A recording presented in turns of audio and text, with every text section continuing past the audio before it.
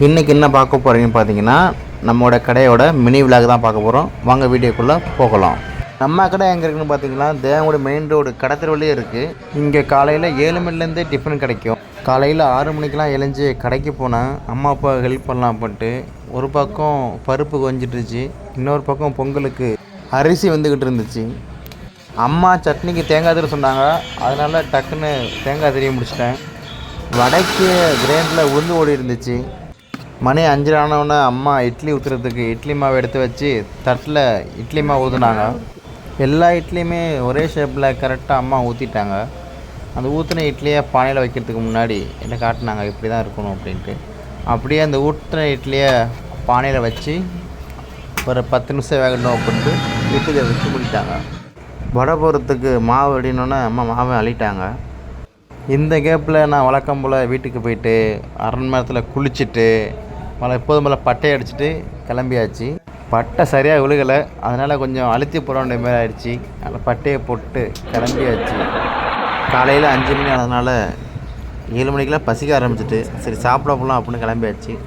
இதான் நம்ம வீடு.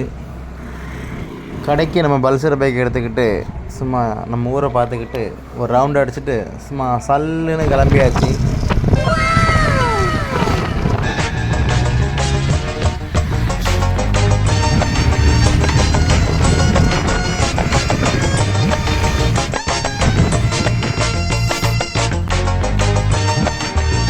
நம்ம கடையில் என்ன இருக்குதுன்னு பார்த்தீங்கன்னா, இட்லி, தோசை, பூரி, பொங்கல், வடை எல்லாமே இருக்குது.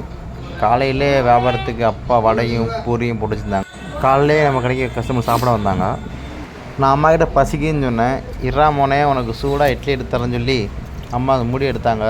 அதுலேருந்து ஆவி நல்லாவே வந்துச்சு. அதுமாரி அம்மா தண்ணியை தெளித்து அந்த இட்லி தண்ணி எடுத்து குப்பரை கவுத்தி எடுத்தாங்கன்னா இட்லி சும்மா பூ மாதிரி இப்படி மல்லிகை பூ மாதிரி வெந்திருந்துச்சு. இது பத்தாதுன்னு சொல்லேன். அதுக்கப்புறம் இன்னொரு தட்டையை அம்மா எடுத்து அதையும் கொட்டினாங்க.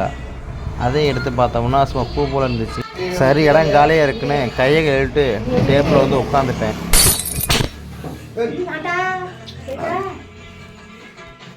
வாங்க அவங்க வந்து என்ன இருக்கும் கடையில்? இட்லி ஒரு பிளேட்டு, பூரி ஒரு பிளேட்டு, பொங்கல் ஒரு பிளேட்டு எல்லாத்தையும் எடுத்துகிட்டு வாங்க. நீங்கள் டேஸ்ட் பண்ணி ஆர்டர் பண்ண அடுத்த நிமிஷமே அம்மா இட்லி எடுத்து வச்சாங்க.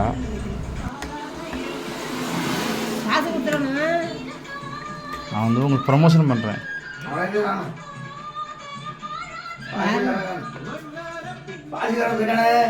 பஸ் ஐட்டம் 3 இட்லி, தேங்காய் சட்னி, கார சட்னி, சாம்பார், இது 3ஐயும் வச்சாங்க நம்ம கடையில். 3 பார்க்குறதே அழகாக இருந்துச்சு. அதோட சேர்த்து ஒரு வடையும் வச்சுட்டோம். சரி சாப்பிட்லான்னு சாப்பிட போனால் அதுக்குள்ளே அம்மா வந்து எடா பட்டை போட்டிருக்க குங்குமம் வைக்கலையான்னு சொல்லி நெத்தியில் குங்குமத்தை வச்சு விட்டாங்க.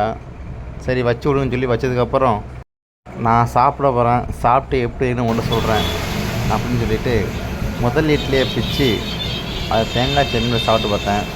நல்லா இருந்துச்சு. அடுத்த இட்லிக்கு சாம்பாரோட வச்சு சாப்பிட்டு பார்த்தேன். அதுவும் நல்லா இருந்துச்சு. சரி இன்னொரு இட்லியை பிச்சு போட்டு கார சட்னி சாப்பிட்டு பார்க்கலான்னு கார சட்னி சாப்பிட்டு பார்த்தேன். அது கொஞ்சம் அல்டிமேட்டாக இருந்துச்சு, காரமாக இருந்துச்சு. அதுக்கப்புறம் இந்த 5 ரூபா வடை, அந்த வடையை தொட்டு எடுத்து கார சட்னியோடு சாப்பிட்டு பார்த்தேன். பரவாயில்ல, கொஞ்சம் தேவையான வடை இருந்துச்சு. சாப்பிட்டுட்டு நல்லா இல்லைன்னு சொன்னால் வீட்டில் அடிப்பான்னு சொல்லிட்டு நல்லா இருக்குன்னு சொல்லிட்டேன். அதான் மொத்தமாகவே நல்லா தான் இருக்குது.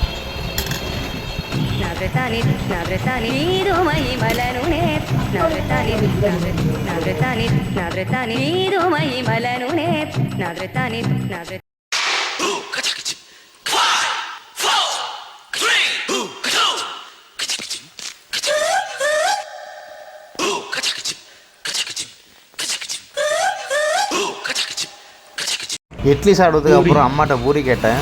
அம்மா இங்கேருந்து பூரி எடுத்துருந்தாங்க. நல்லா பெரிய பூரி எடுத்த கேட்டேன். அவங்க 2 பூரி வச்சாங்க எனக்கு.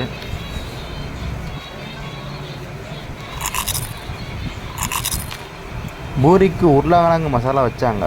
எனக்கு 2 கரண்டி பத்தாது 4 கரண்டி வைங்கன்னு சொன்னேன். அதையும் எங்கள் அம்மா வச்சாங்க. வாங்க பூரி சாப்பிட்டு வந்து பார்த்துருவோம். பூரி நல்லா ஒரு இருந்துச்சு. அதில் கறி மசாலா பட்டை ஒரு பெரிய இலையாக இருந்துச்சு. தூக்கி போட்டு சாப்பிட ஆரம்பிச்சிட்டேன். சும்மா சொல்லக்கூடாது, பூரி நல்லாவே இருந்துச்சு.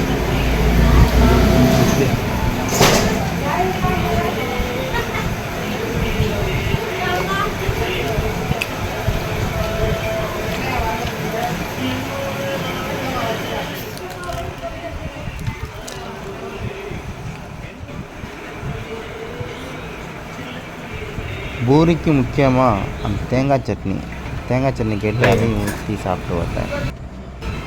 தேங்காய் சட்னி தான் பூரிக்கு காம்பினேஷன் செம்மையாக இருந்துச்சு. பூரியும் காலி பண்ணிட்டு ஒரு பொங்கல் கேட்டேன்.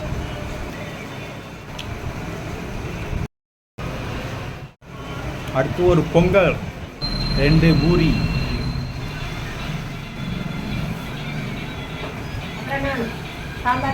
பொங்கலுக்கு வடை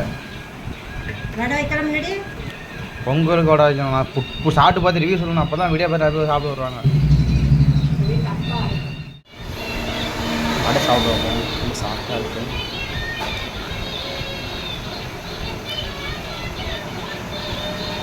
தரமாக இருக்குது பொங்கல். வடை 5 ரூபா வடை.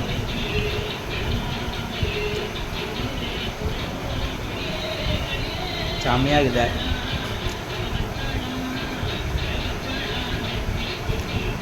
சூப்பராக இருக்கும்.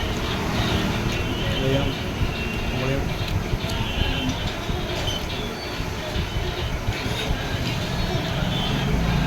இது வேலை பரவாயில்ல.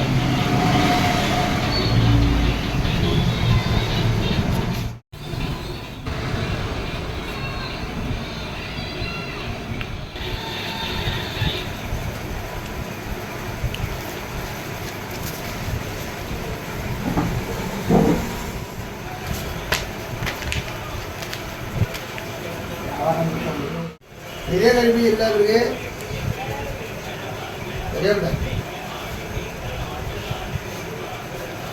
சாப்பிட்டுட்டு கையை கட்டிட்டு சரி வீட்டுக்கு போகலான்னு அப்பாட சொன்னேன். நான் சாப்பிட்டது 2 இட்லி, ஒரு பொங்கல், வடை அப்படின்னு சொன்னேன். அதுக்கு அவங்க மொத்தம் 96 ரூபா பில் ஆயிடுச்சு கொடுன்ட்டாங்க.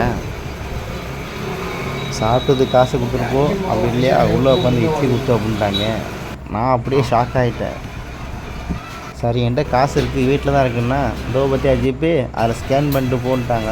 சரி ஜிபேயில் ஸ்கேன் பண்ணிட்டு தண்ணியை குடிச்சிட்டு பார்த்தா காஃபி இருந்துச்சு. சரி ஒரு காஃபி அப்பாவை போட சொன்னேன். அவங்க எனக்காக இதுக்காக போட்டு கொடுத்தாங்க.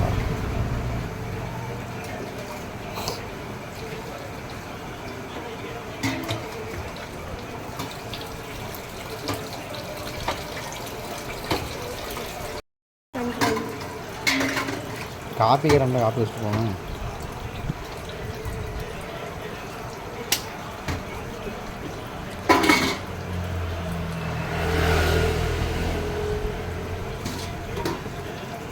காலையில் கொண்டு பாலை கொண்டு வச்சுட்டு பெரிய கொண்டு பால் அங்கே இது வச்சுருப்பாங்க. அண்டா அதை ஊற்றி வச்சுட்டு பால் எடுத்துக்கிட்டு பால் போனால் எடுத்துக்கிட்டு எங்கே பால் போட காப்பியை வாங்கி குடிச்சு விட்டு ஜிபேயில் ஸ்கேன் பண்ணிவிட்டு அப்படியே திரும்ப ஜிபே பண்ணிட்டேன். நீங்கள் செலவுக்கு 200 காசு கொடுன்னு சொல்லி 200 காசு வாங்கிட்டு கிளம்பிட்டேன் வீட்டுக்கு. வீட்டுக்கு போகிறப்போ வீட்டில் பார்சல் குறைஞ்சு சொன்னாங்க. சரின்னு 10 இட்லி கட்டுங்கன்னு சொல்லி 10 இட்லி கட்டி வீட்டுக்கு பார்சல் எடுத்துகிட்டு கிளம்பிட்டேன். நீங்கள் இந்த நம்ம கடைக்கு வந்திருக்கீங்க அப்படின்னா ஒரு ஹாய் சொல்லிட்டு போங்க. தேங்க்யூ ஃபார் வாட்சிங். ப்ளீஸ் சப்போர்ட் ஜியோ அமான் பூவி.